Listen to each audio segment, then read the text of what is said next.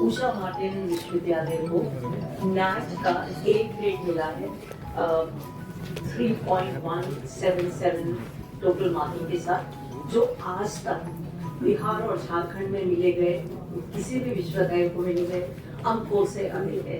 सो एक नए विश्वविद्यालय जो भी बहुत ही यंग है उसके लिए एक बड़ी उपलब्धि है। तो हम लोगों ने सोचा कि इस बात को आप लोगों के साथ शेयर करना जरूरी है। नैक की रेटिंग बेसिकली ये इस बात की गारंटी देती है या इस बात का प्रमाण देती है कि हम लोग क्वालिटी एजुकेशन के सारे ही पैरामीटर्स पर खरे उतर रहे हैं, चाहे वो कार्यक्रम हो, चाहे वो पढ़ाने लिखाने की प्रक्रिया हो। तो उनकी 7 प्रक्रिया है, 7 पूरे मानक हैं। उन मानकों में अंतर 6 मानक है, उन सब पर यूनिवर्सिटी का परीक्षण किया जाता है। और उसके बाद अगर आप ये देखें 3.17 इज आउट ऑफ 4, 4 में से 3.17 है, इसलिए आपको ये ग्रेड यूनिवर्सिटी को ए ग्रेड प्राप्त हुआ है। तो ये क्योंकि एक सार्वजनिक पोर्टल है जिसमें सब लोगों को ये बात पता होती है, सब जगह प्रसारित होगा।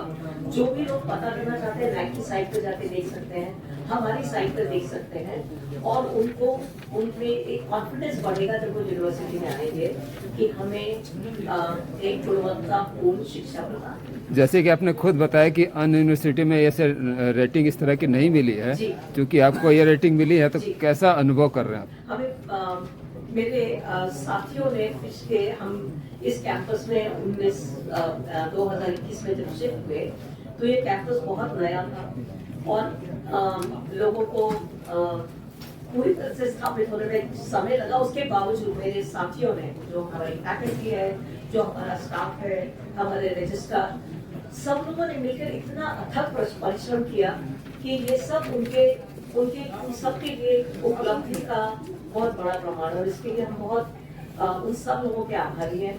उन सबको प्रोत्साहन के लिए ये शब्द नहीं कह रही, मैं हृदय से आभारी हूँ कि उन सब लोगों ने सतत रूप से इतना परिश्रम किया।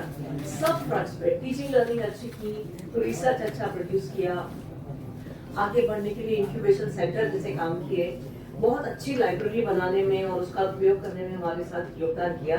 इसलिए ये बहुत ही संतुष्टि का विषय है। मतलब मैं गर्व जैसे शब्द यूज नहीं करना चाहती, ये बहुत ही इस उपलब्धि पर हम सब संतुष्टि का इजहार करना चाहेंगे कि हम इससे बहुत संतुष्ट हैं।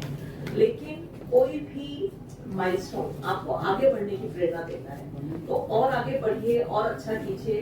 हम सब ने जब ये यूनिवर्सिटी एस्टैब्लिश की थी तो हम ये सोचते थे कि रांची बिहार का बहुत बच्चा प्रदेश से बाहर जाके क्यों शिक्षा प्राप्त करता है। आधे लोगों का ये कहना था नहीं हमें घर से बाहर निकलना है इसलिए हम बाहर जाते हैं। कुछ लोगों ने ये कहा अगर यहाँ पर अच्छे संस्थान हो तो हमें बाहर जाके इतना पैसा खर्च करने की आवश्यकता नहीं है। हम यही चाहेंगे कि जो ब्रेन ड्रेन स्टेट से बाहर हो रहा है उन बच्चों को एक कम से कम ऑप्शन तो मिले कि अच्छी शिक्षा के यहाँ पर भी ऑप्शन है और उनको बाहर जाके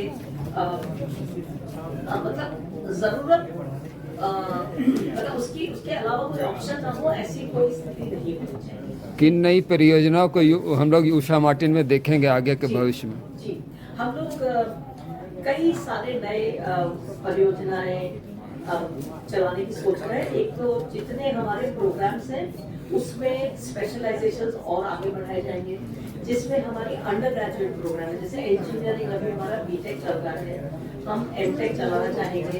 इसी तरह से हम हमारा बी फार्म प्रोग्राम चल रहा है, हमने एम फार्म के लिए अपनी एप्लीकेशन डाली हुई है। हमारे जहाँ जहाँ अंडर ग्रेजुएट प्रोग्राम है उसमें पोस्ट ग्रेजुएट प्रोग्राम हो जाएंगे। हम पीएचडी प्रोग्राम्स अभी कुछ 10 या 11 डिसिप्लिन्स पे देते हैं। जैसे जैसे हमारी क्षमताएं बढ़ेंगी उसके आगे भी हम उसको देना चाहेंगे।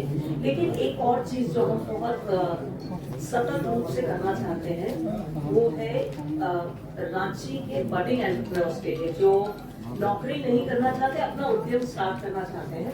हमने एक इंक्यूबेशन सेंटर एस्टैब्लिश किया है जहां वो अपने आइडियाज प्रेजेंट कर सकते हैं, जहां हम उनकी बैंकर्स से मीटिंग करा सकते हैं और उनको अपने उद्योग स्थापित करने के लिए मदद कर सकते हैं। हमारा एक उद्देश्य ये भी है कि बच्चे नौकरी मांगने वाले जो नौकरी देने वाले, तो स्मॉल एंटरप्राइजेस, मीडियम एंटरप्राइजेस अगर वो सेट कर सकते हैं, रांची में असीम संभावनाएं हैं। यहाँ पर फिशरीज की बहुत संभावनाएं हैं, फ्रेश फ्रूट्स एंड वेजिटेबल्स की बहुत संभावनाएं हैं, कृषि उत्पादों के संवर्धन के लिए या उनके विक्रय के लिए संस्थान मतलब इतना से यहाँ सामान खराब होता है क्योंकि उसको प्रोसेसिंग यूनिट्स नहीं, तो उस तरह की प्रोसेसिंग यूनिट्स तैयार की जाए। लेकिन एक बहुत अच्छी विधा जो आ रही है, जो हम अपने स्टूडेंट्स की तरफ से देखते हैं, वो है आईटी से रिलेटेड नए एप्स डेवलप करके नए उद्यमों की संभावनाओं की खोज करना। तो उसमें बहुत सारी सेवा संबंधित संभावनाएं हैं, इंफॉर्मेशन टेक्नोलॉजी रिलेटेड संभावनाएं हैं। तो ये एक बड़ी दिशा है जिसमें यूनिवर्सिटी बढ़ना चाहेगी, एंटरप्रेन्योरशिप और उद्यमों के विकास के लिए लोकल छात्रों की सहायता।